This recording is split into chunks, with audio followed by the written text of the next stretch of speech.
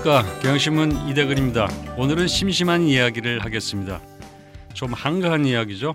엉뚱할 수도 있지만 새해에는 깊이 생각해 볼 거리를 던지려고 합니다. 바로 심심한 것, 권태로운 것, 이런 이야기입니다. 먼저 충북대 철학과의 박완규 교수의 철학함의 실마리로서 심심함과 바람이라는 글을 소개하는 것으로 시작하겠습니다. 제가 그 논문을 가져왔습니다. 여기서 심심하다는 것을 어떻게 바라봐야 할지에 관해서 써 있습니다. 첫째, 심심한 상황 세 가지를 제시를 했는데요. 첫 번째 심심한 상황은 이겁니다.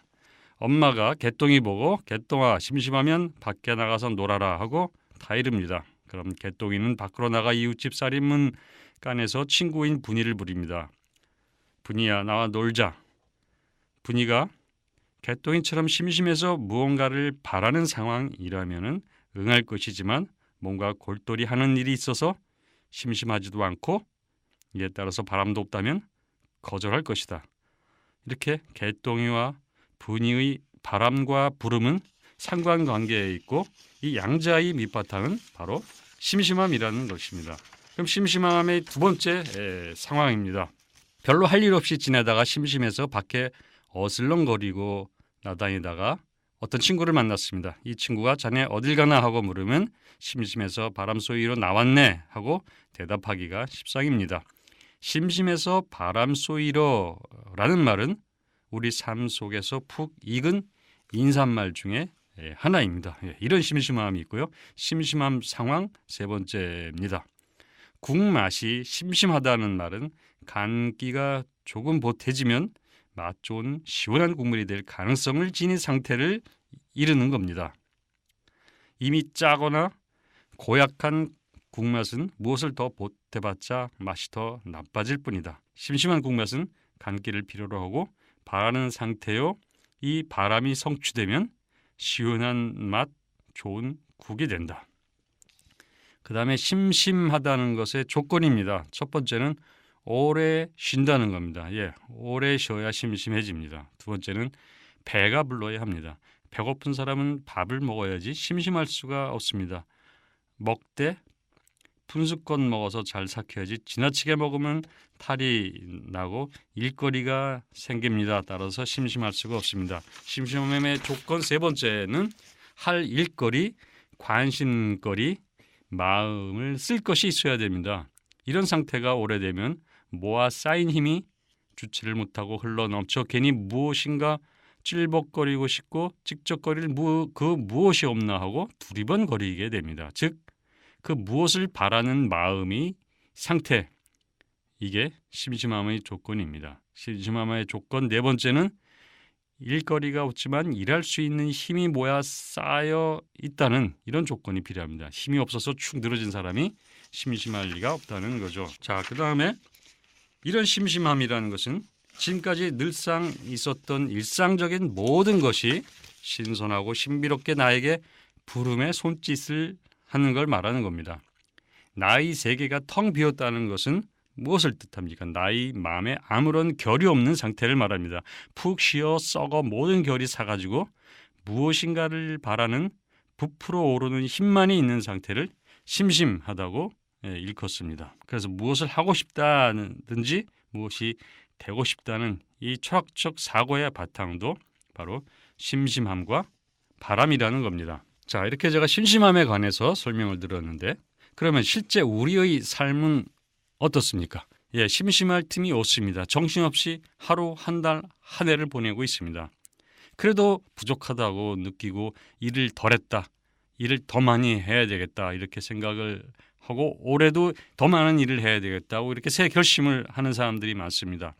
한국인들이 여전히 세계에서 가장 많은 시간을 일하고 가장 적게 자고 가장 적게 쉽니다. 그런데 살아가는 게 너무 팍팍합니다. 이거 뭔가 잘못된 겁니다. 사람은 심심해야 하고 싶은 일이 생깁니다. 심심해야 진정으로 바라는 마음을 자기 내면으로부터 끄집어낼 수 있습니다. 여러분들 중에서 하고 싶은 일을 하면서 사시는 분들 지금 몇 명이나 됩니까? 하고 싶은 일을 하면서 사시는 분들 한번 손 한번 들어보시죠. 한국처럼 바쁜 사회에서는 사실 심심한 것도 문제입니다. 만일 여러분 중 누군가가 저녁마다 심심하다고 말했다고 쳐봅시다. 그러면 주변에서 낙오자 취급을 받습니다. 그렇게 찢기지 않으려면 필사적으로 저녁 약속을 해서 바쁜 척이라도 해야 합니다. 그래야 저 사람 정상이구나 이렇게 생각을 합니다. 바쁜 사회에서요 심심해하면 지는 겁니다. 그 어쩌다가 쉬는 시간 빈틈이 생겨도 스마트폰이 있죠. 또 TV에 정신을 뺏깁니다. TV 요즘 얼마나 현란합니까? 화면이. TV에서 나온 소리 귀를 찢습니다. 자막 어지럽힙니다. 이렇게 TV의 시간을 뺏기고 스마트폰의 시간을 뺏겨서 어쩌다 나는 한가한 시간이 도둑질 당합니다. 독일 TV는 무지하게 심심하다고 합니다. 그리고 진지하다고 합니다. 한국과 많이 비교가 됩니다.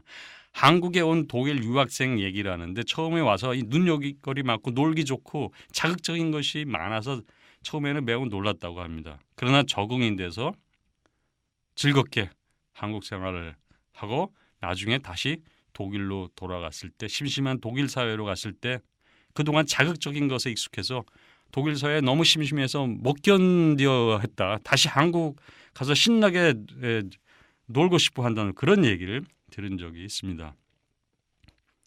사람들이 이렇게 일에 정신없이 사는 것, 일에 치여서 사는 것 당연한 것 같이 생각을 하겠지만 그거 절대 당연한 것이 아닙니다. 우리가 항상 그렇게 살아왔던 것도 아니고 사람들이 항상 그런 것도 아니고 그게 옳은 것도 아닙니다. 제가 이상의 수필, 권태를 잠시 소개해 드리겠습니다. 나는 아침을 먹었다. 할 일이 없다. 그러나 무작정 널따란 백지 같은 오늘이라는 것이 내 앞에 펼쳐져 있으면서 무슨 기사라도 좋으니 강요한다. 나는 무엇이고 하지 않으면 안 된다. 무엇을 해야 할 것인가 연구해야 한다. 어제도 울던 낯닭이 오늘도 또 울었다는 왜 아무 흥미도 없다. 들어도 그만, 안 들어도 그만이다. 마당에서 밥을 먹으면 머리 위에 그 무수한 별들이 야단이다. 저것은 또 어쩌자는 것인가. 내게는 별이 천문학의 대상이 될 수도 없다. 그렇다고 시상의 대상도 아니다. 그것은 다만 향기도 촉감도 없는 절대 권태의 도달할 수 없는 영원한 피안이다. 별조차 이렇게 싱겁다. 바쁜 한국 사람에게 이상의 권태는 매우 낯선 풍경. 이 권태 얘기 들어보시면 매우 낯선 것 같다. 이런 느낌을 받으실 겁니다. 영국의 역사학자 E.P. 톰슨이라는 분이 있습니다. 영국 노동 계급의 형성이라는 책을 써서 유명해진 분입니다. E.P. 톰슨은 이 책에서 오늘날 당연시하고 있는 직장 생활이라는 이 현상을 최근의 일이라고 주장을 합니다. 특정 고용주에게 속박된 상태에서 다른 일, 다른 돈 버는 일은 절대 금지되는 그런 직업이 만들어진 건 비교적 최근 산업혁명 이후의 현상이라는 겁니다. 엥겔스도 그렇게 말했습니다. 산업혁명 이전의 직조공들은 독립된 생산자였다는 겁니다. 기계를 갖고 있는 소유자 밑에서 기계처럼 일하는 노동자들이 아니었다는 거죠. 그래서 이 직조공들은 원하는 만큼 일하고 필요한 만큼만 소득을 올리면서 시간이 남은 농사 짓고 다양한 활동을 하면서 여유롭게 살았다고 합니다. 그런데 현대 사회는 어떻습니까? 현대 사회의 삶이 어떤지, 현대 사회의 경제 생활이 어떤지 버트란드 러셀이 한 예를 들어서 이렇게 설명을 하고 있습니다. 예를 하나 들어보자. 어떤 시점에서 일정한 수의 사람이 핀 만드는 공장에서 일한다고 가정해보자. 그들은 하루 이를테면 8시간 일해서 세상에 필요한 만큼의 핀을 만들어낸다. 그때 누군가가 같은 인원으로 전보다 2배의 핀을 만들어낼 수 있는 기계를 발명한다. 그러나 그 세계에선 핀을 2배씩이나 필요로 하지 않을 뿐더러 이미 핀 값이 너무 떨어져서 더 이상 낮은 가격으로는 팔 수도 없다. 이때 지각이 있는 세상이라면 핀 생산에 관여하는 모든 이들의 노동시간을 8시간에서 4시간으로 조정할 것이고 그렇게 되면 모두 종전처럼 잘 굴러갈 것이다. 그러나 실제 우리 세계에서 그렇게 했다간 풍속물란 행위쯤으로 여길 것이다. 노동자들은 여전히 8시간씩 일하고 피는 자꾸자꾸 남아돌고 파산하는 고용주들이 생겨나고 과거 핀제조에 관계했던 인원이 절반이 직장에서 내쫓긴다. 결국 모두 4시간씩 일했을 때 나올 수 있는 만큼의 여가가 창출된 셈이다. 그러나 인력의 절반이 완전히 손 놓고 노는 동안 나머지 절반은 여전히 과로에 시달려야 한다. 이런 방식으로 불가피하게 생긴 여가는 행복의 원천이 되기는커녕 온 사방의 고통을 야기시킬 뿐이다. 이보다 더 정신 나간 짓을 상상할 수 있겠는가? 이렇게 러셀이 말한 게으름 없는 삶은 오늘날에도 계속되고 있습니다. 러셀은 이 책에서 또 이런 얘기를 합니다. 19세기 초의 상황에 관한 설명을 하나 합니다. 그 내용을 다시 소개하겠습니다. 가난한 사람들도 여가를 가져야 한다는 생각은 부자들에겐 언제나 충격이었다. 19세기 초 영국에서는 남자의 평일 근로시간이 15시간이었다.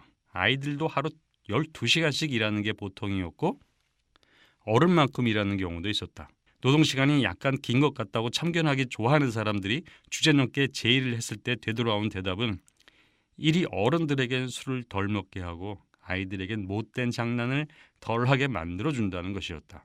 내가 어렸을 때 도시 근로자들이 막 투표권을 따낸 직후였는데 몇몇 공휴일이 법으로 정해지자 상류층에서 대단히 분개했다. 한 늙은 공작 부인이 한 말을 아직도 기억한다. 가난뱅이들이 휴일에 뭘 한다는 거지? 그 사람들은 일을 해야만 한다고. 오늘날의 사람들은 그보단 덜 노골적이지만 그 정서는 그대로 남아 경제적 혼란의 뿌리가 되고 있다. 자, 일 중독 사회가 어떻게 형성되었는지 영국의 18세기 말 19세기 상황을 보면 잘 알 수 있습니다. 당시 노동자 일찍 일어나기 캠페인이 벌어진 적이 있다고 합니다. 그래서 일찍 일어나는 버릇을 들여놓으면 빈자들은 시키지 않아도 저절로 일찌감치 잠에 골아 떨어질 것이다. 그렇게 함으로써 한밤의 폭동을 사전에 예방할 수 있다. 이런 주장도 했다고 합니다.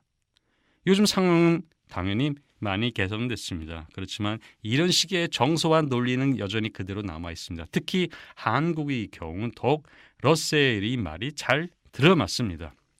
러셀은 그 글에서 이렇게 말했습니다. 현대의 생산 방식은 우리 모두가 편안하고 안전할 수 있는 가능성을 열어놓았다. 그런데도 우리는 한쪽 사람에겐 과로를 다른 편 사람들에겐 굶주림을 주는 방식을 선택해왔다. 지금까지 우리는 기계가 없던 예전과 마찬가지로 계속 정력적으로 일을 하고 있다. 이 점에서 우리는 어리석었다. 그러나 이러한 어리석음을 영원히 이어나갈 이유는 전혀 없다. 우리가 이제 와서 산업혁명 이전으로 되돌아갈 수는 없습니다. 그렇지만 일하는 노예로 늙어가는 인생이 행복하지 않다면 계속 이렇게 살아서는 안 됩니다. 시인 로버트 프로스트는 이렇게 말했습니다. 매일 8시간씩 열심히 일하면 승진해서 매일 12시간씩 일하게 된다. 여러분, 쉬는 게 저항입니다. 영국 정부는 1812년 러다이트 운동에 참여했던 12살짜리 어린아이도 사형에 처했습니다. 러다이트란 기계화로 일자리를 잃은 사람들이 기계 파괴 운동을 한 것을 말합니다. 어린애까지 사형시킨다고 한다는 건 기계에 속박된 노동에 저항하는 걸 용납하지 않았다는 겁니다. 이를 거부하는 걸 반역행위나 다름없는 것으로 봤다는 뜻입니다. 무조건 열심히 일해라. 딴 생각 말고 일만 하라고 하는 이런 노동윤리 한국에도 만연합니다. 한국적 상황에서 게으름, 휴가, 한가함, 심심함, 권태는 비도덕적인 것으로 낙인이 찍혀 있습니다. 그런 점에서 한국인의 삶은 러다이트 운동할 때와 근본적으로 다르지 않습니다. 톰 호지킨스라는 사람이 있습니다. 자칭 무지하게 게으른 사람입니다. 게으름뱅입니다. 이 사람이 영국 사람인데 1993년 디 아이들러 게으름뱅이라는 잡지를 발간을 했습니다. 제가 그 책을 가져왔는데 저자 속엔 이렇게 되어 있습니다. 게으름을 피우느라 늘 바쁘다는 게으름꾼. 22살 때 첫 직장으로 타블로이드 잡지사에 들어갔다가 전성적으로 게으른 기질을 어쩌지 못하고 2년 만에 탈출을 감행했다.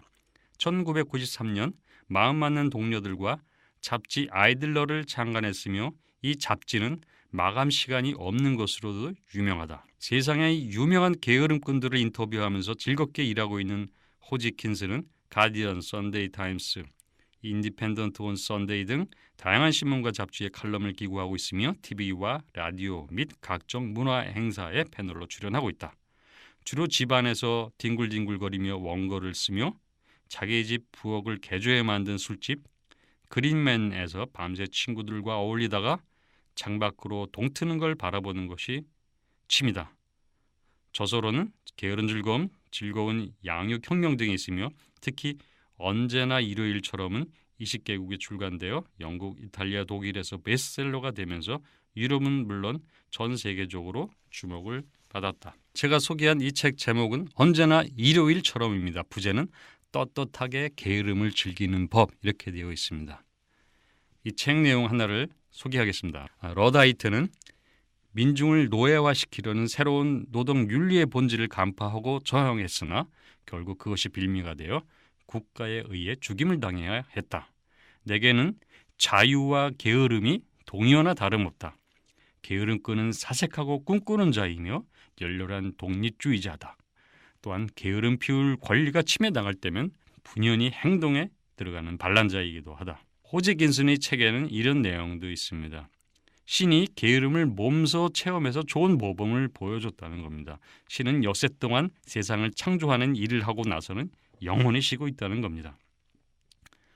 작가 오스카 와일드는 세상에서 가장 어려운 일이자 가장 지적인 일은 아무것도 하지 않는 것이라고 했습니다. 게으름, 느림, 휴식, 여유, 권태, 파업과 같이 일을 늦추거나 멈추는 건 정말 어렵고 불온한 일입니다. 그러나 사회를 바꾸기 위해서는 심심할 시간이 있어야 합니다. 역적모의를 해도 시간이 있어야 합니다. 가난한 사람들이 이 체제의 최대 피해자지만 이 가난한 사람들이 가장 시간이 없고 따라서 이 체제의 문제에 대해서 고민할 틈이 없습니다. 그렇지만 만일 사람들이 심심해진다면 세상이 어떻게 돌아가는지 천천히 들여다보게 될 것입니다. 그래서 뭐가 문제인지 확인하고 깨닫게 될 것입니다.